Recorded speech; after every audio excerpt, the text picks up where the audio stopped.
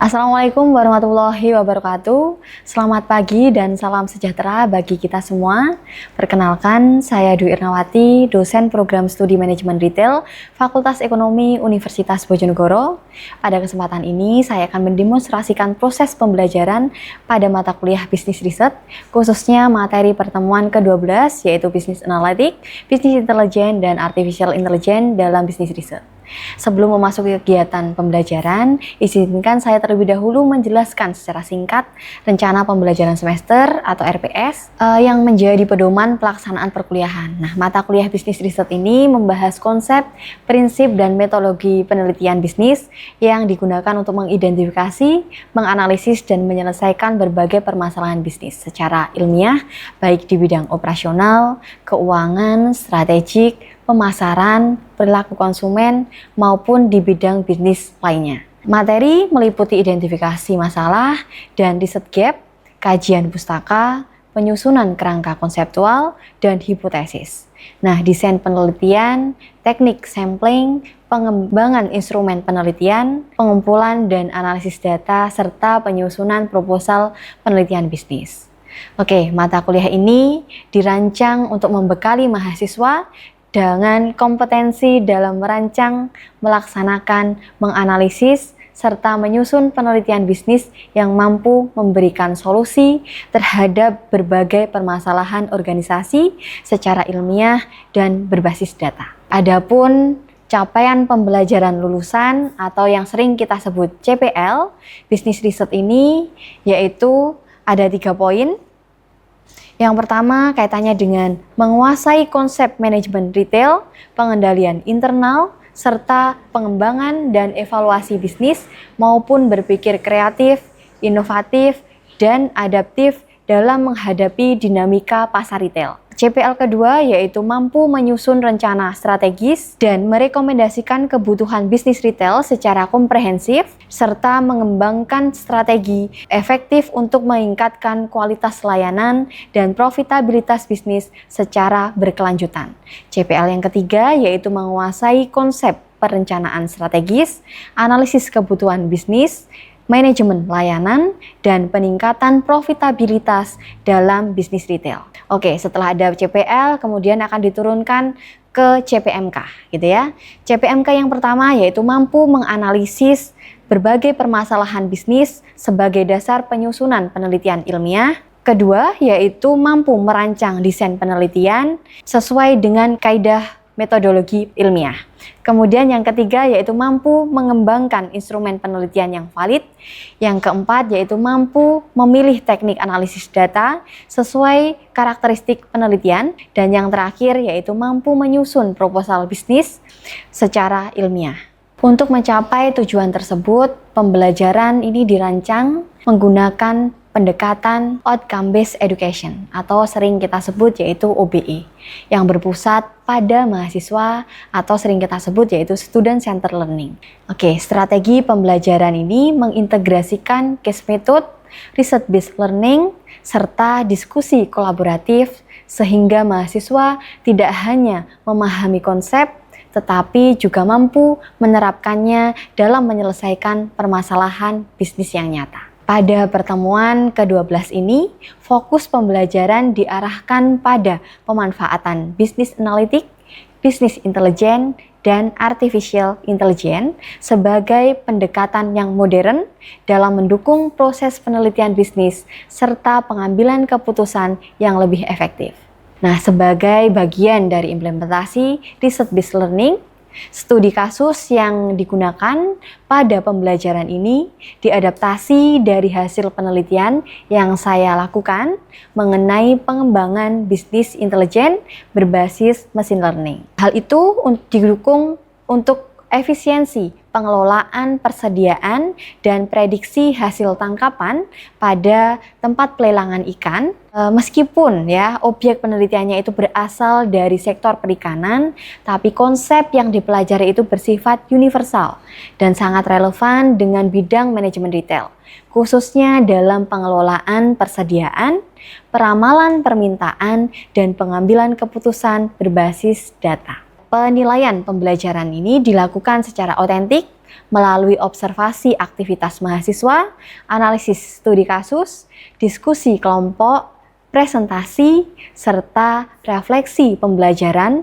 untuk memastikan ketercapaian setiap capaian pembelajaran yang telah ditetapkan. Oke, baik ya.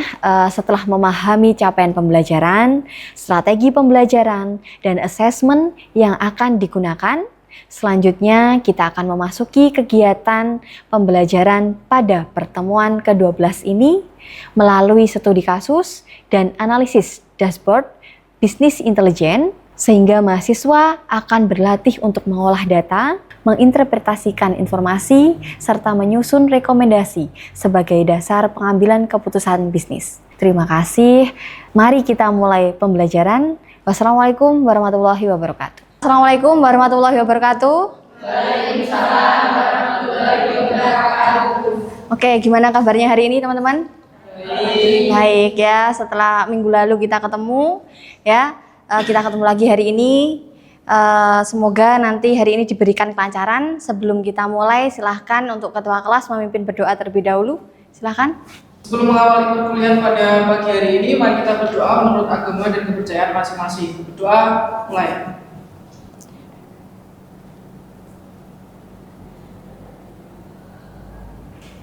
Doa selesai. Baik, terima kasih ya. Nah, sekarang kita mau masuk lagi ke pertemuan ke-12 ya. Setelah minggu lalu kita pertemuan 11, kita sudah bahas detail kaitannya dengan bisnis riset. Nah, di dalam bisnis riset itu kan minggu lalu kita sudah menjelaskan bahwa ada berbagai banyak itu ya bidang yang akan diteliti. Penelitian bisnis itu tidak hanya fokus di riset pasarnya saja, tetapi fokusnya kemana aja, di bidang apa?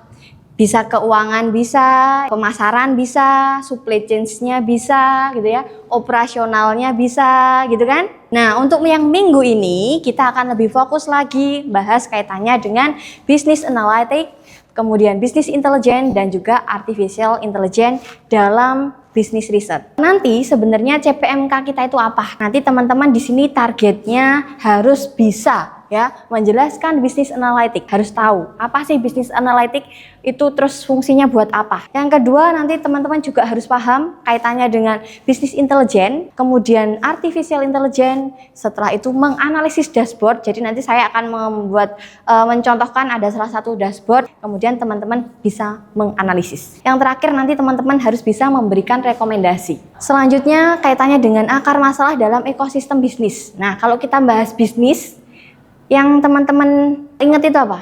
Bisnis itu apa? Apa sih di benaknya teman-teman bahas bisnis? Bisnis?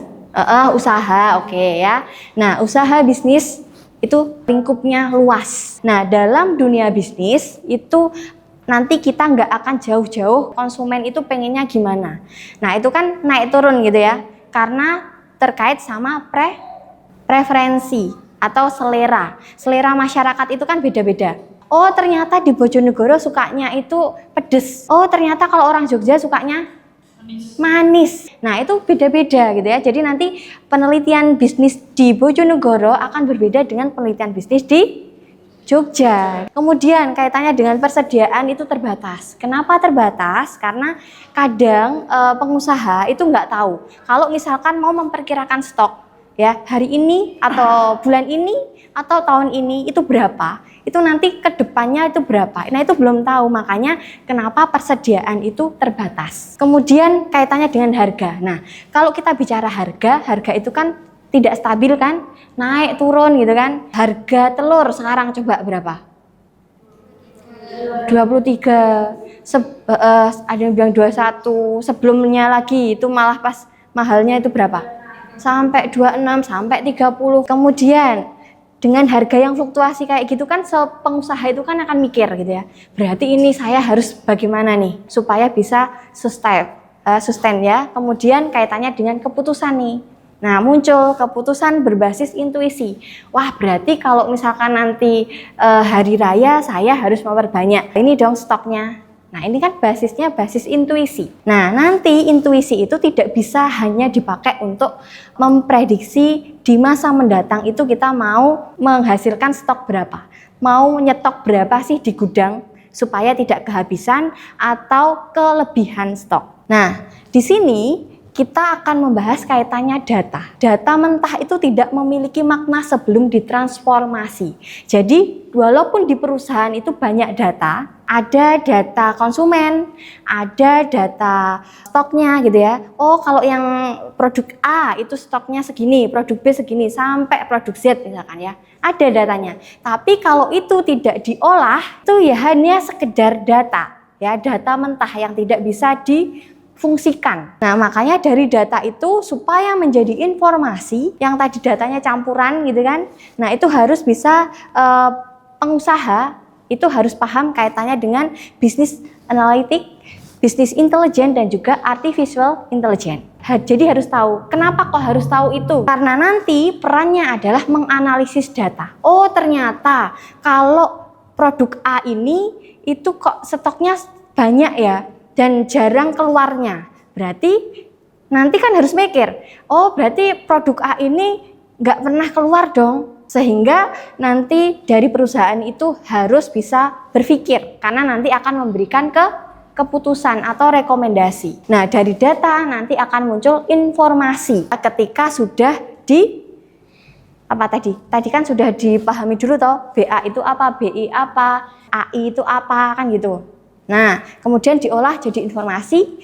Dari informasi nanti akan menjadi knowledge atau pengetahuan. Ya, oh ternyata kalau dari data produk A ini segini berarti nanti kemudian nanti itu harus berapa. Nah, itu nanti jadi pengetahuannya untuk si perusahaan.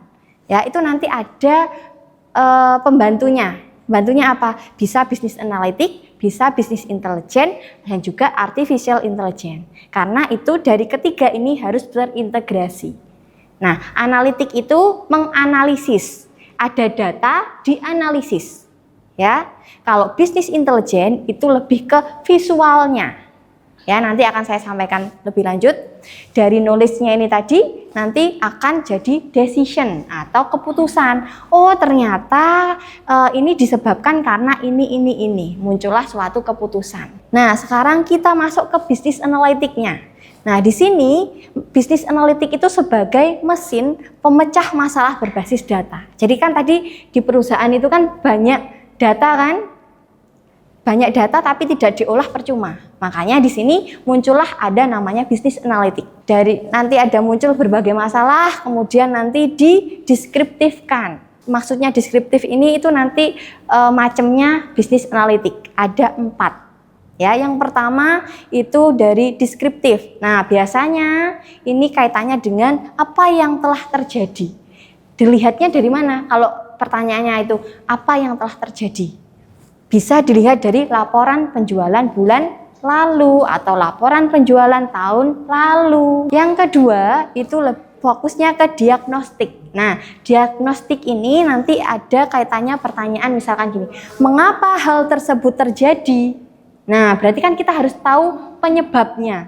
Kenapa kok terjadi seperti ini? Kenapa datanya begini? Nah, itu sampai pada tahap diagnostik. Jadi kita mencari tahu akar masalahnya. Itu dari mana? Menganalisis penyebab penurunan penjualan. Berarti kita cari ya, datanya dari mana aja. Sumbernya dari mana, sebabnya kenapa kok bisa datanya begini. Nah, yang ketiga itu ada prediktif. Nah, di prediktif ini sudah mulai nanti fokusnya pada apa yang mungkin terjadi. Jadi nanti perusahaan mulai memprediksi, tidak berdasarkan intuisi. Tadi kan kalau di slide sebelumnya tadi bahas intuisi, gitu kan, untuk mencapai rekomendasi. Nah, itu nggak bisa. Ya, jadi intuisi itu tidak boleh kalau sebagai pengusaha itu pakainya intuisi. Jadi nggak boleh seperti itu. Yang boleh harus pakai namanya bisnis intelijen. Digabungkan dengan artificial intelligence dan juga bisnis analitik. Jadi nanti ada prediksi permintaan bulan depan. Jadi nanti kalau kita pakai alat itu ya, nanti kita bisa tahu di bulan depan atau tahun depan itu nanti perkiraan permintaan stok barang saya itu berapa ya? Oh, produk A nanti kemungkinan akan ada permintaan sekitar 100 misalkan atau sekitar berapa? Itu ada. Jadi machine learning itu nanti bisa digunakan untuk memprediksi data yang akan datang. Yang terakhir ini ada preskriptif. Preskriptif ini apa sih keputusan terbaik? Jadi nanti contohnya rekomendasi alokasi stoknya. Jadi mau berapa stoknya nanti ada di poin yang terakhir yaitu preskriptif. Semakin ini tingkat kaitannya dengan kematangan analitik tadi yang ada 4. Nah, semakin tinggi nilai bisnisnya dan juga semakin tinggi tingkat kesulitannya. Dari sini dilihat berarti apa yang paling tinggi? Preskriptif, ya, memberikan rekomendasi didasarkan pada analisis. Ya, analisisnya juga berdasarkan bisnis intelijen, bisnis analitik dan juga artificial intelligence. Nah, ini kalau yang tadi dari data, dashboard, insight-nya kemudian muncul decision. Itu untuk yang bisnis intelijen. Tadi kan kita udah ngobrol panjang lebar apa bisnis analitik, apa bisnis intelijen. Perbedaannya itu fokus pada kalau yang bisnis analitik itu fokusnya di analisisnya mendalam. Ya, jadi ada data ini dianalisis. Ya, ini kenapa kok jadi kayak gini? Kemudian tujuannya untuk menemukan pola, memodelkan statistik dan mencari tahu mengapa ini terjadi. Apa selanjutnya? Jadi memprediksi selanjutnya itu akan terjadi apa. Nah, itu yang bisnis analitik. Kemudian yang bisnis intelijen itu fokusnya pada visualisasi data. Nanti akan dibantu ada namanya dashboard. Dashboard. Jadi itu kalau bisnis intelijen itu ada data didashboardkan, divisualisasikan. Jadi lebih bagus. Tujuannya untuk apa? Melacak metrik kinerja, ya, menyajikan dashboard dan menjawab apa yang sedang terjadi sekarang. Paham sampai sini? Oke. Nah, kalau ini membangun keunggulan kompetitif suatu perusahaan di era digital yang saat ini, nah itu harus ada gabungan atau integrasi antara bisnis analitik, bisnis intelijen dan juga artificial intelligence yang akan menghasilkan data driven decision making. Pengambilan keputusan didasarkan pada data yang sudah dibantu dengan apa? Bisnis analitik, bisnis intelijen dan juga artificial intelligence. Nah, kalau ini contoh dari hasil penelitian saya, riset saya tahun lalu, ya, dan ini fokusnya itu di bidang supply chains atau rantai pasok di tempat pelelangan ikan Tuban di Palang. Saya meneliti di sana kaitannya dengan alur atau rantai pasoknya pelelangan ikan. Di sini saya menggunakan machine learning untuk basisnya prediksi di masa mendatang. Jadi kenapa sih kok saya pakai machine learning tadi itu kaitannya dengan kalau misalkan stok ikan. Jadi kalau kita ke pelelangan ikan, ya teman-teman sudah pernah ke sana belum? Belum, ya. Nanti coba jalan-jalan ke sana. Terus teman-teman kalau tahu, ya, nanti misalkan gini, di sana itu ternyata nelayan itu kalau sudah berlayar gitu ya, itu akan kembalinya itu bisa 14 hari sampai 15 hari ya di laut. Kembalinya segitu lamanya. Sehingga ketika kita kalau memprediksi, oh stok ikan nanti dapatnya berapa, kan kita nggak tahu dari yang di pelabuhannya itu, di TPI-nya. Nanti kan tahunya ketika 14 hari datang. Oh ada ikan ini, ikan itu. Ada banyak ikan. Nah makanya di sini supaya nanti stoknya itu tidak ada yang membusuk di TPI atau tidak kekurangan stok di TPI, makanya nanti saya menggunakan machine learning ini. Nanti agar terjadi rekomendasi kebijakan, apa sih kebijakan saya untuk TPI ini. Nah ini ada contoh implementasinya dashboard premium pelelangan ikan. Contoh tangkapan total harian ada 5.800 dan sebagainya. Ada banyak volume ikan. Sebenarnya volume ikan nanti akan saya jelaskan di slide berikutnya, ada lebih banyak lagi. Ya ini salah 4-nya, ya, ada tuna, cakalang, kerapu dan juga kakap merah. Lainnya lebih banyak lagi. Nah kalau ini volatilitas harga bulanan, jadi harganya itu juga nggak stabil. Jadi kalau kita mau ngasih harga, ya susah. Kalau mau jadi patokan, kalau kita tidak pakai machine learning ini, karena untuk memprediksi nanti di bulan depan atau di tahun depan itu berapa itu susah, karena volatilitasnya tinggi. Kalau ini kita bahas AI-nya itu untuk mempelajari masa lalu untuk memprediksi masa depan. Yang tadi saya sampaikan, saya nanti melihat dari data historical data. Itu nanti ada macam-macam. Kemudian saya olah menggunakan machine learning. Kemudian nanti akan menjadi prediksi. Oh bulan depan atau tahun depan itu akan terjadi permintaan seperti ini. Kemudian muncul suatu rekomendasi strategis. Ini apa sih sebenarnya? Bagaimana AI mengubah arah penelitian bisnis? nanti datanya apa aja. Tadi kan saya bilang, saya sumbernya dari data mentah. Data mentahnya apa? Ada faktor cuaca. Lah, ternyata faktor cuaca itu mempengaruhi. Kalau nanti stok ikannya aja ada berapa di TPI itu mempengaruhi banget. Kemudian tren musiman. Jadi musimnya apa? Apakah musim kemarau atau musim hujan? Itu mempengaruhi. Yang terakhir historical tangkapan di TPI. Tangkapan ikannya berapa? Itu saya kumpulkan 5 tahun ke belakang. Dan itu luar biasa ketemu angka-angka yang ini ada penurunan, ada kenaikan, apalagi pas COVID. Kemudian dari data itu muncul nanti machine learning-nya. Saya olah menggunakan machine learning, nanti muncul ada dashboard juga di situ. Kemudian muncul prediksinya. Nah, ini yang tadi hasil analisisnya mulai dari akar masalah, kemudian intervensi AI dan BI, kemudian solusi manajerialnya. Nah, kalau ini tadi yang saya sampaikan, ikan di sana itu macamnya banyak. Ada alu-alu besar sampai dengan patin jambal yang di sebelah sana. Ini salah satu visualnya dari machine learning. Ya, jadi bisa menggambarkan dari puluhan data ikan. Jadi seperti ini. Kalau ini formulanya tadi untuk menjawab data buahnya itu tadi, oke, saya sampaikan lagi ya, ada BA, BI, AI itu nanti masuk ke data driven decision making. Nah, ini contoh dashboard yang saya sampaikan atau saya keluarkan. Jadi dashboardnya seperti ini ya, kaitannya dengan produksi ikan. Jadi tadi dari 33 ikan gitu ya. Nah, itu saya masukkan ke sistem. Kemudian nanti akan muncul, oh ikan tuna itu berapa produksinya hari ini gitu ya. Ikan cumi-cumi itu berapa. Nah, itu ada semua. Nah, kemudian ketika saya mengklik yang forecastingnya atau peramalannya itu nanti akan muncul. Oh, kalau tuna untuk tahun depan nanti akan diperkirakan akan menghasilkan segini dan sebagainya, ada banyak. Nah, ini contohnya untuk cumi-cumi yang ini ya. Di bulannya mulai dari bulan Januari sampai dengan bulan Desember. Itu ada perkiraannya, prediksinya ada berapa ton. Nah, dari hasil ini, nah sebenarnya kok bisa saya menghitung itu ya. Mungkin kalau di sosial kan teman-teman ini toh familiar sama linear regression. Ya kan? Nah, linear sama saya juga menggunakan itu.